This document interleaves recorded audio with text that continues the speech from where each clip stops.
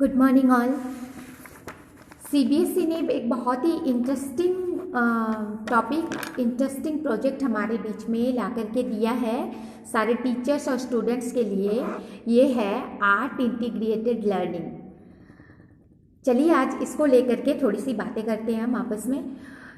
Art integrated learning interesting है, लेकिन साथ के साथ ही यहाँ पे हमें इस साल दो स्टेट्स को जोड़ करके बना दिया है कि हमें एक दूसरे के स्टेट के बारे में प्रोजेक्ट बनाना है। जैसे कि दिल्ली के स्टूडेंट्स को सिक्किम के दिल्ली स्टेट को सिक्किम स्टेट के साथ जोड़ा गया है कि इन दोनों स्टेट्स का भी होना चाहिए टॉपिक के तौर पे।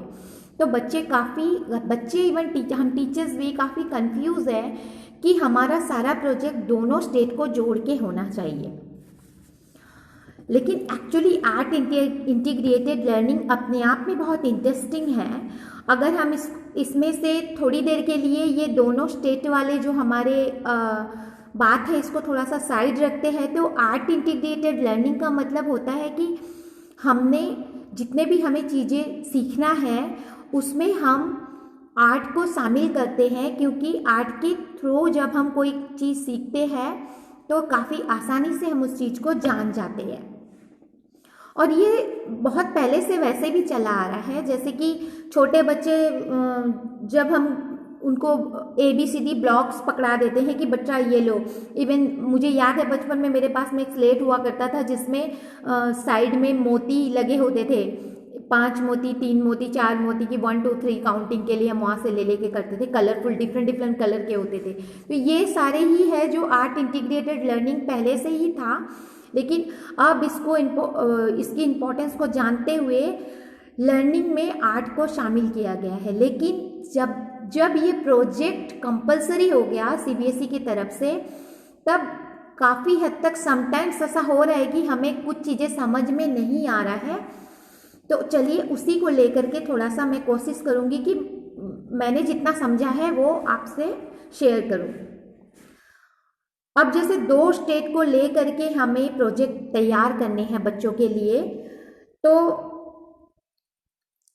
अब उसी टॉपिक पे हम बात करते हैं कि सिक्किम एंड दिल्ली को ले करके या कोई भी 2 स्टेट को ले करके जब प्रोजेक्ट तैयार करने होते हैं तो समटाइम्स तो ये होता है कि हमारे लिए बोलना बड़ा इजी हो जाता है कि उसमें आर्ट को भी हमने इंक्लूड कर दिया, दोनों स्टेट की विशेषताओं को भी इंक्लूड कर दिया और बच्चों को दे दिया कि तुम एक प्रोजेक्ट बनाओ। लेकिन एक 3rd 4th का स्टूडेंट्स, उसके लिए वो प्रोजेक्ट बनाना काफ़ी टफ हो जाता है।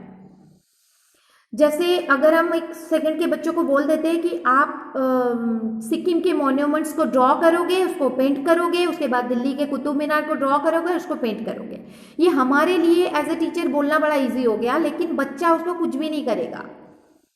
वो ज़्यादातर टाइम होता है कि ऐसे प्रोजेक्ट्स उसके पेरेंट्स पूरे करके देते हैं, या तो वो बच्चा बिल्कुल स्ट्रेस्ड रहता है 10 दिन तक कि उसको प्रोजेक्ट पूरे करना है और हो नहीं पा रहा है उससे।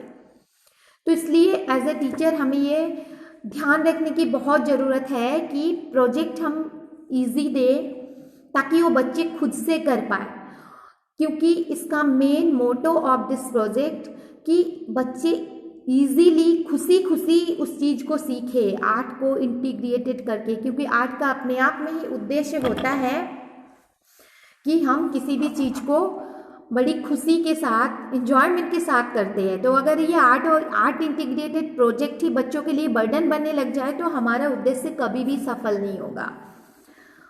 बिल्कुल हेजिटेट नहीं करना चाहिए हमें बच्चों को इजी काम देते हुए, क्योंकि CBSE ने खुद ही अपने सर्कुलर में ये बात कही है कि प्रोजेक्ट का उद्देश्य हमें एक बच्चे को आर्टिस्ट बनाना नहीं है। आर्ट इंटीग्रेटेड प्रोजेक्ट में हम बच्चों को सिर्फ आसानी से किसी चीज़ को सीखना सिखाएंगे कि कितना इंजॉयमेंट के साथ, क्योंकि जब भी हम किसी चीज़ को कलरफुल तरीके से देखते हैं या उसको डेली लाइफ के प्रैक्टिकल आर्ट एक्सपीरियंस के साथ जोड़ते हैं तो वो चीज़ें हमें बड़ी आसानी से याद हो जाती है। सिर्फ इसी उद्देश्य को पूरा करने के लिए हम आर्ट इंटीग्रेटेड प्रोजेक्ट तैयार करते हैं और बच्चे भी उसको करते हैं। तो मैंने 2-4 प्रोजेक्ट ऐसे, जैसे मैं उदाहरण के तौर पे बता रही हूँ। सपोज हम अगर 2nd 3rd के बच्चों को देते हैं सिक्किम और दिल्ली को जोड़ते हुए कि ब्यूटीफुल फोटोलाज बनाए हो, मतलब सिक्किम के डिफरेंट जो भी उनको समझ में आता है, क्योंकि क्लास 1 के बच्चों को पर्टिकुलर कोई सब्जेक्ट समझ में आया कि सिक्किम रिलेटेड तुम्हें जितनी इमेज दिखती है, सिक्किम के टेम्पल्स हो गए, सिक्किम के खान पान हो गए, वहाँ के पहनावे हो गए, आपको जितनी भी दिखती है पूरी तरह फ्रीडम है।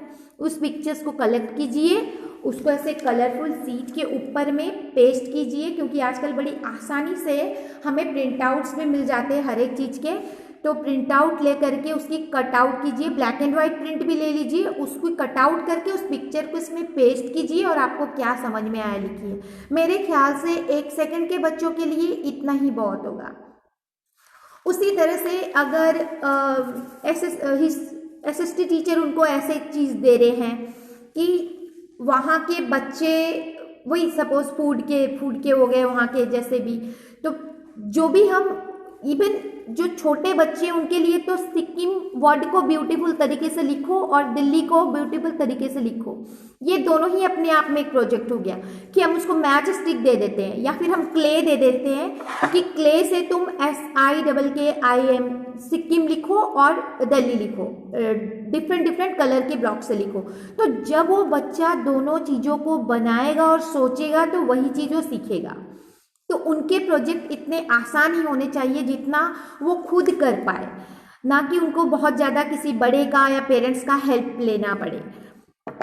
ठीक उसी तरह से थोड़े से बड़े बच्चों को हम दे सकते हैं कि 3rd के बच्चों को सपोज कि आप सिक्किम के मैप ड्रॉ कीजिए और दिल्ली के मैप ड्रॉ कीजिए। अगर नहीं ड्रॉ हो रहा है तो वो उसके प्रिंट आउट को पेस्ट कर सकते हैं दोनों को, और दोनों को जो है आउटलाइन को बोल्ड करके उसके बाद उसको कलर कर सकती हूँ। क्योंकि मैं बार बार ये चीज़ें याद करने की हमें ज़रूरत है कि आर्ट इंटीग्रेटेड प्रोजेक्ट में हमें हर बच्चे को आर्टिस्ट नहीं बनाना है, हमें बच्चे को ये बताना है कि जो आप पढ़ रहे हो, जो आप कर रहे हो, उसको आप कैसे आसानी से सीख सकते हो जब आप इसमें कलर डेकोरेशन या जो है इसको आप किसी भी तरीके से आप जोड़ देते हो। दूसरी बात है कि आर्ट इंटीग्रेटेड प्रोजेक्ट में ज़रूरी नहीं है कि हम सिर्फ कलर पेंट और इस तरह की चीज़ों से ही जो है विजुअल आर्ट से ही करें। इसको हम स्टोरी टेलिंग, इसको हम जो है थिएटर आर्ट, इसको हम म्यूज़िक, हर चीज़ के साथ जोड़ सकते हैं। तो अगर बच्चे जो है ऐसे ही अलग, हमें दोनों स्टेट को एक दूसरे के लिए अवेयर करना है, एक दूसरे के कल्चर को बताना है, और ये करने के लिए हम प्रोजेक्ट्स बना रहे हैं, लेकिन इजी प्रोजेक्ट होना बहुत ज़रूरी है। और होता ये है कि हम टीचर्स भी इजी प्रोजेक्ट देने से हेजिटेट करते हैं कि दूसरे स्कूल तो बड़े बड़े प्रोजेक्ट दे रहे हैं, हम इजी प्रोजेक्ट देंगे तो हमारा एक्सेप्टेबल नहीं होगा। एक और प्रॉब्लम जो सामने आती है कि हम दोनों स्टेट्स को जोड़ने के लिए समटाइम्स ये करते हैं कि दोनों में कंपेयर करें या तो दोनों को ही करें, बट समटाइम्स ये भी हो सकता है कि एज ए दिल्ली स्टूडेंट्स हम जो है सिर्फ वहाँ की चीज़ों को देखें। जैसे कि दिल्ली की खास कोई ज्वेलरी नहीं है। मैं एज एन आर्ट टीचर एक प्रोजेक्ट मैंने बच्चों को दिया था कि jewellery of Delhi and jewellery of Sikkim, ये दोनों की कंपेयर किया जाए। लेकिन अगर इसके बजाय मैं सिर्फ सिक्किम की ज्वेलरी को ही स्टडी करने के लिए दे रही हूँ बच्चों को, तो वो ईजी होगा, क्योंकि वहाँ के ट्रेडिशनल, वहाँ के कल्चर, जैसे वहाँ के फोक आर्ट भी होते हैं, लेकिन स्पेशल दिल्ली का कोई स्पेशल हमारा फोक आर्ट भी नहीं होता समटाइम्स। तो दिल्ली में क्या है, स्पेशल कुछ मॉन्यूमेंट्स है, तो वैसे ही दिल्ली की खास चीज़ों को भी हम दिखा सकते हैं जो सिक्किम के बच्चे हैं वो, और सिक्किम के खास चीज़ों को दिखा सकते हैं जो दिल्ली के बच्चे हैं वो। दोनों ही अपने आप में कंप्लीट प्रोजेक्ट होगा। इस प्रोजेक्ट को हम कितनी अच्छी तरह से प्रेजेंट कर रहे हैं, ये मोटो होना चाहिए, यही उसका होना चाहिए।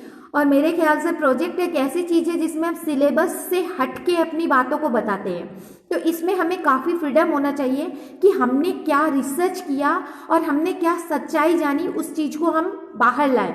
जैसे बच्चे मुझे क्वेश्चन कर रहे थे कि मैम दिल्ली की तो कोई खास ज्वेलरीज ही नहीं है तो हम क्या करेंगे, दिल्ली के तो कोई स्पेशल फोक आर्ट ही नहीं है तो हम ऐसे प्रोजेक्ट हम कैसे बनाएंगे। तो ऐसे कंडीशन में आप उसी लाइन को, उसी सच्चाई को अगर आप लिखते हो अपने प्रोजेक्ट में कि दिल्ली में कोई स्पेशल फोक आर्ट नहीं है, क्योंकि दिल्ली में हर स्टेट के लोग रहते हैं, तो दिल्ली का फोक आर्ट हम सिर्फ एक चीज़ को नहीं बता सकते।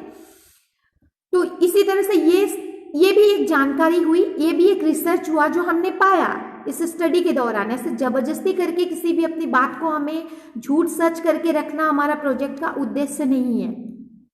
और सबसे पहली बात है, बहुत ज़्यादा हमें कंफर्टेबल होने की ज़रूरत है आर्ट इंटीग्रेटेड प्रोजेक्ट को लेकर के, कि ये एक एंजॉयमेंट वाला काम है।